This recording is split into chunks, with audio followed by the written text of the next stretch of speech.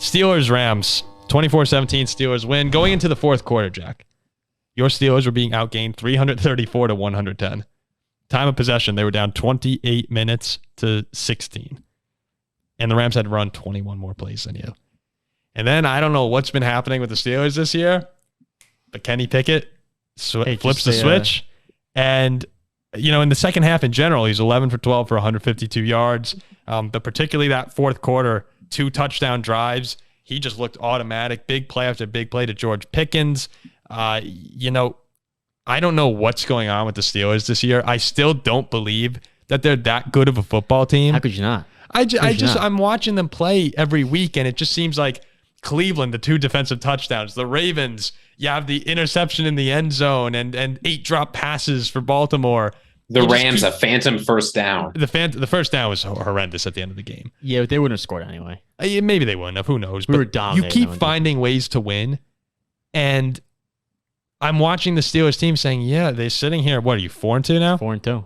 4-2. You go through their schedule. I want to look at them and say there's no way they're a playoff team. The next few games, it's the Jags, Titans, the Packers, all at home. You go through. There's games that they should win here.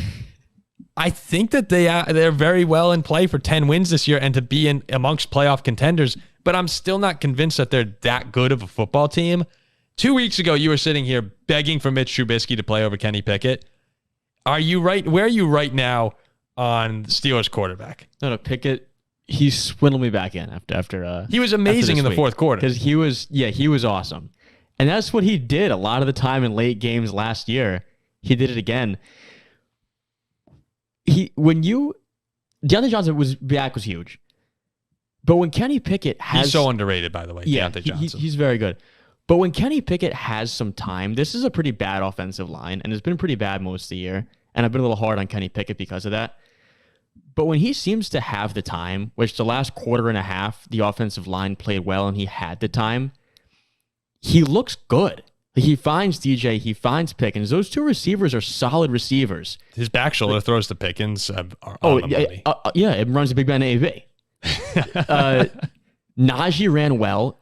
The biggest thing was the offensive line to me, at least in the second half, looked pretty solid, which we haven't really seen most of the season.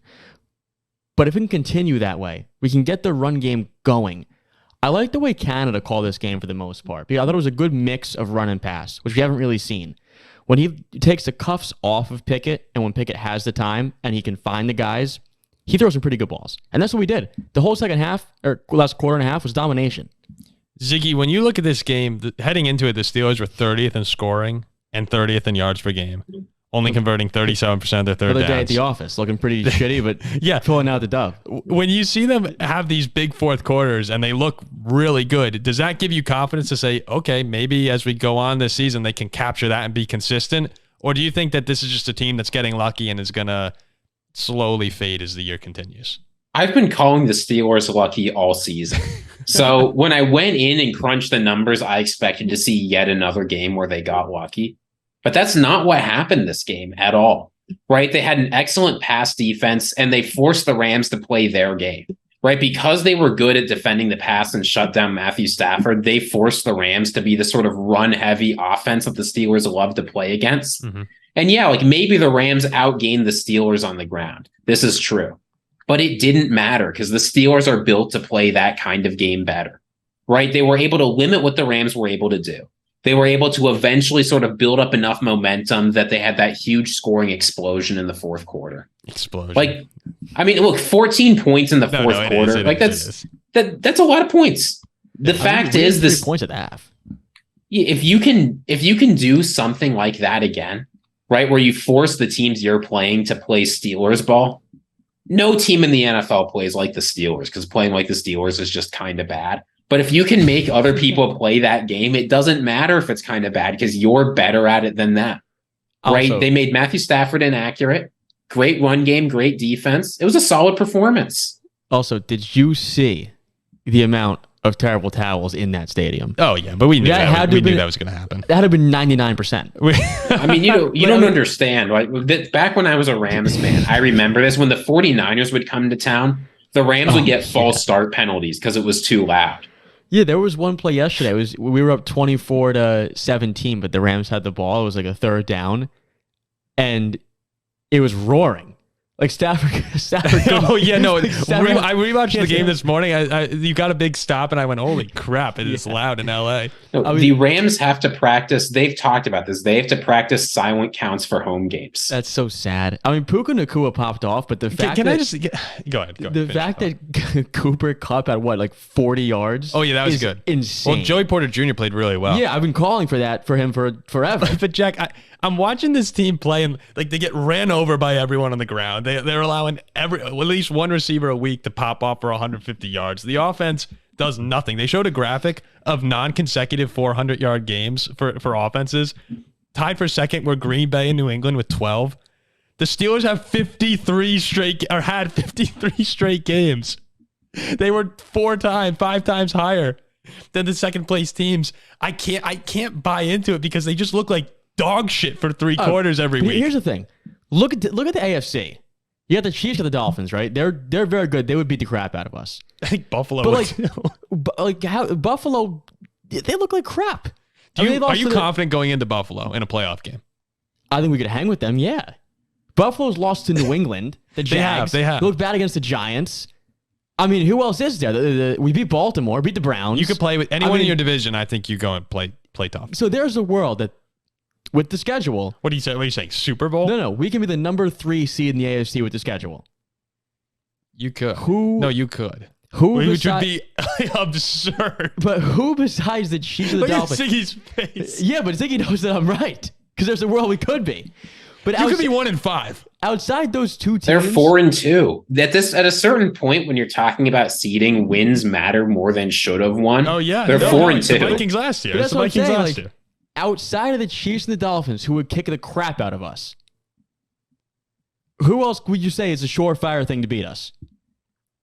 No, I think it would be Buffalo, and that's probably. I mean, but Buffalo can be bad. Buffalo can be bad. Like a crap Buffalo, and we you could could beat beat. the Dolphins. You could beat the Dolphins. Buffalo's Kansas City's the only one. good against the Dolphins. Yeah, Buffalo. Yeah. No. Hill would have 3,000 yards in one game against us. We would not beat the Dolphins. It would be Hill or Waddle. It would have to be in Pittsburgh. Yeah, I mean, it would have to be in Pittsburgh. It would have to be in Pat Pittsburgh. Pete It would have to be whoever is Pat Pete. It would have to be in Pittsburgh, but it wouldn't be. Whoever is Pat Pete's having 400 yards on him. You feel good about the Dolphins versus Steelers, right? Oh yeah.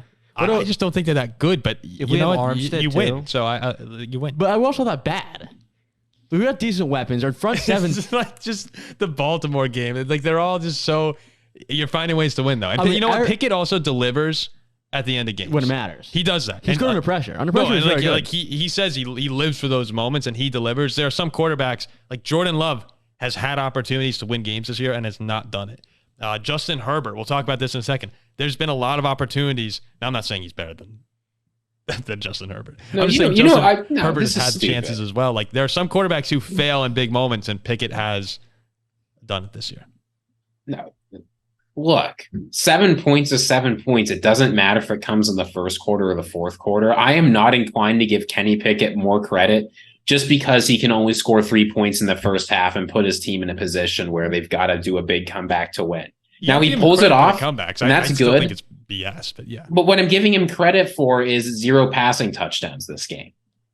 Like he played well. I'm not saying he was Yeah, like a just- garbage player, but the fact is like you can't overweigh what he's accomplishing in the fourth quarter because he's still not getting it done in the first. Oh, three. I am with you, but I'm just saying it's something. I'm not talking to you, Paul. Okay. I'm talking to Jack and every single Steelers fan in the comments who's about to say something mean about me. Hold on. No, I agree with you.